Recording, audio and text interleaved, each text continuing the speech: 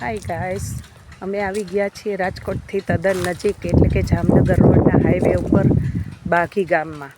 તમે જોઈ રહ્યા છો કેટલી સુંદર અને સૌમ્ય એવા વાતાવરણની આ જગ્યા છે, જ્યાં તમે ટાઈમ પેસ કરી શકો છો. સાથે સાથે દર્શન પણ થાય છે. અહીંયા ચેતક હનુમાન આવેલા છે, જ્યાં હું તમને હમણાં થોડી વારમાં લઈ જઈશ.